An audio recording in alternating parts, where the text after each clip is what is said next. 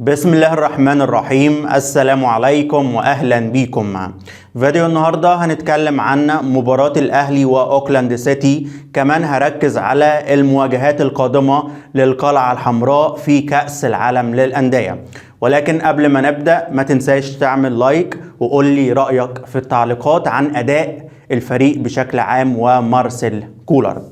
طبعا النادي الاهلي كسب اوكلاند سيتي 3-0 وبكده صعدنا الى دور ربع النهائي لمواجهة فريق سياتل ساوندرز الامريكي، وان شاء الله نقدر نكسب الماتش الجاي ونصعد لمواجهة نادي ريال مدريد.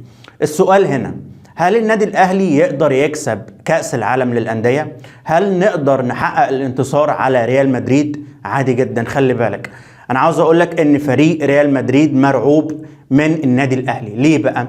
اولا فوز النهارده، يعني الاهلي كسب اوكلاند سيتي 3-0، اداء، نتيجة، شراسة، رجولة، قتال، استماتة.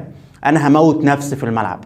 ثانيا النادي الاهلي فريق كبير، الاهلي من اكبر الانديه في العالم، يعني مش هزار فعلا. نادي الاهلي اسمه كبير، مسمع في العالم كله، من افضل الانديه، من اكتر الانديه تحقيق للبطولات. فبالتالي هم خايفين من النادي الاهلي.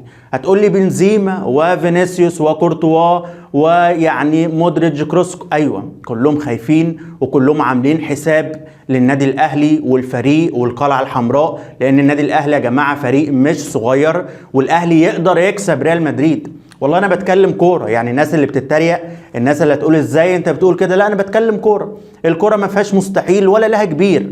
ما تقوليش اصل الريال مدريد كبير البطوله وهو اللي هيدخل يكسب. ليه يا عم؟ ان شاء الله الاول نركز على ماتش ساوندرز نكسبه، وبعد كده نقابل الريال نكسب. نلعب كوره، نلعب لعبنا بقتال، نلعب بثلاثة بقى قدام ريال مدريد، 3 في نص الملعب، 4-3-3، نفس تشكيل النهارده. وريني نفسك في الملعب. وفريق ريال مدريد مش في احسن حالاته الفنيه، وبالتالي احنا نقدر نكسب البطوله. وصدق نفسك، فوز النهارده طبعا هيفرق مع اللعيبه معنويا. خلاص انت دخلت البطوله بقلب جامد بقى، بتكسب 3-0، بتعمل نتيجه كويسه، اداء جيد جدا جدا النهارده، بيرفكت. يعني رغم ان في شويه اخطاء من مارسيل كولر في التشكيل والاستبعاد، استبعاد بعض اللعيبه، ولكن النهارده اللعيبه عملوا جمل، لعب سريع، نقل الكوره بشكل كويس جدا. شفنا حلول، شفنا هجمات، شفنا اهداف. النهارده كنا نقدر نكسب 5 أو 6 أو 7 كمان، ولكن دي الكوره، ما عندناش احنا مهاجم يخلص قدام. هنركز في السكواد ده وفي القائمه دي دلوقتي، مش هنتكلم عن اي حاجه بخصوص الصفقات يعني. بس ان شاء الله الفتره الجايه في كاس العالم للانديه، الماتشات القادمه نقدر نأدي بشكل افضل كمان. المفروض ان ماتش اوكلاند سيتي سهل نوعا ما. كلنا شفنا طبعا اوكلاند فريق متواضع جدا جدا، حتى ما فيش مقاومه، ما فيش هجمات على النادي الاهلي. كانوا بيدافعوا في الشوط الاول، قدرنا نسجل هدف من خلال حسين الشحات، تسديده عالميه.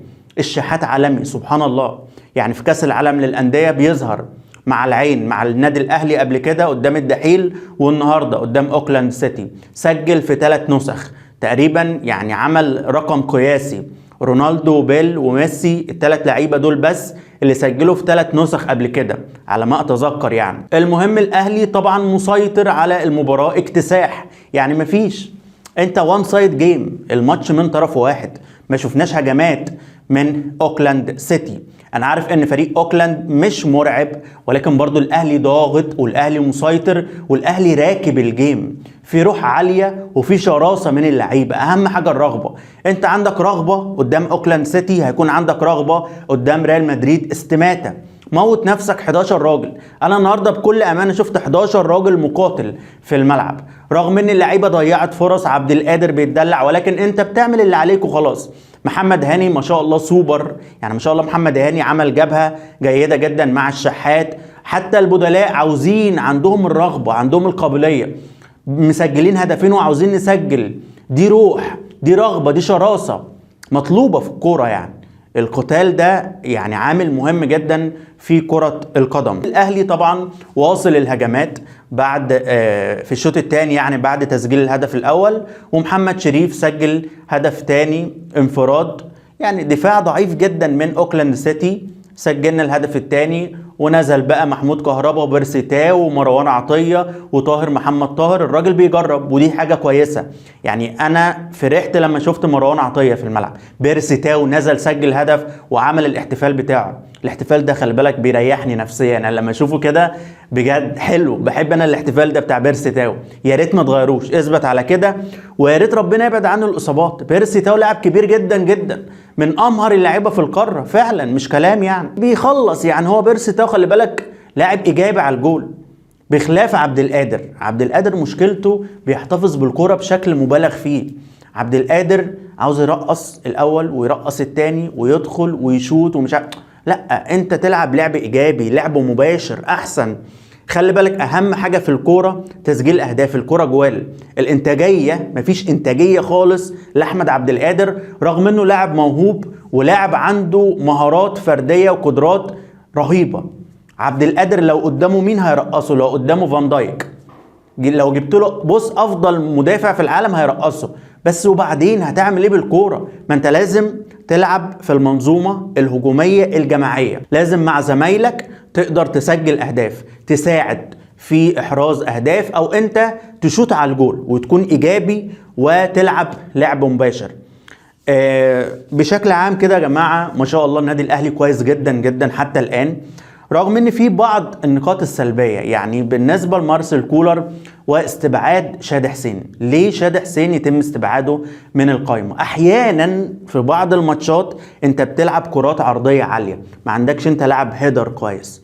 محمود كهربا النهارده نزل وصنع جول وعمل اداء كويس في الفتره اللي لعبها، ولكن برضو كهربا لا يجيد لعب الكرات الرأسيه. محمد شريف نفس الكلام، بيرسي تاو قصير.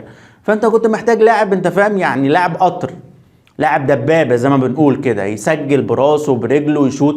دي نقطه سلبيه بالنسبه للنادي الاهلي بجد. كان ممكن ينزل في القائمه مكان محمد فخري. برونو سافيو الراجل مش مقتنع بيه، خلاص هي قرارات. هو في الاخر هو المسؤول كولر، مارسيل كولر هو المسؤول عن اختياراته وعن قراراته، مفيش مشكله. وانت مش مقتنع بلاعب عادي، ولكن انت ما عندكش مهاجم اصلا 9 صريح مع النادي الاهلي في القائمه دي. ماتش اوكلاند سيتي سهل، الماتشات اللي جايه تكون اصعب. طبعا انت عندك هتلاعب فريق سياتل ساوندرز بطل الكونكاكاف، بطل امريكا. لا، خصم قوي وعنيد، ان شاء الله نقدر نكسبه، ولكن الموضوع مش هيكون بنفس السهوله. بعد كده لو كسبت ساوندرز هتقابل ريال مدريد في نص النهائي، وان شاء الله نقدر نكسب ريال مدريد، نعمل مفاجاه وبعد كده نوصل للنهائي. الاهلي يقدر يكسب كاس العالم للانديه، الكلام ده على ضمانتي. مش هتكلم عن فنيات، مش هتكلم عن قدرات، بتكلم عن 11 راجل مقاتل قتال في الملعب. واكيد برضه احنا عندنا الشناوي من افضل الحراس في القاره، عندنا ديانج الدبابه، عندنا السوليه، عندك حمدي فتحي المقاتل، عندك قدام برضو يعني محمد شريف، قفشه، طاهر، عبد القادر، الشحات العالمي اللي هو بيسجل في المونديال بس، عندك محمد هاني، وعندك خط دفاع كويس، عبد المنعم، متولي، علي معلول. لعيبه كلها خبرات ولعيبه كلها عندها امكانيات يعني. فاحنا نقدر نكسب يا جماعه. محدش بس يقلل، ومحدش يتريق، ومحدش يقول لك اصل اوكلاند سيتي ده اضعف من غزل المحله واضعف من اسوان. اوصل انت بس للمونديال وبعد كده اتكلم. يعني الحمد لله احنا النهارده بنأدي بشكل مشرف. النادي الاهلي مشرف مصر وافريقيا. النهارده المعلق يعني كان بيقول اغاني في النادي الاهلي، شاعر فعلا بجد. فدي حاجه كويسه. انت النهارده بتكسب قدام اوكلاند سيتي بنتيجه كبيره، باداء كويس جدا، مطمئن. ان شاء الله تبني على اللي جاي، وان شاء الله اللي جاي خير بالنسبه للاهلي، ونقدر نعمل يا عم نوصل للنهائي، نكسب الريال، مفيش مشكله. اصل دي كوره، انا اتعودت الكوره بتعترف بس بالجهد والقتال والشغل الفني والشغل التكتيكي. ده النهارده معلش يعني ركبت الجيم خالص. ده كان فيديو النهارده، ما تنساش تعمل لايك وقول لي رايك. شكرا ليكم، سلام عليكم.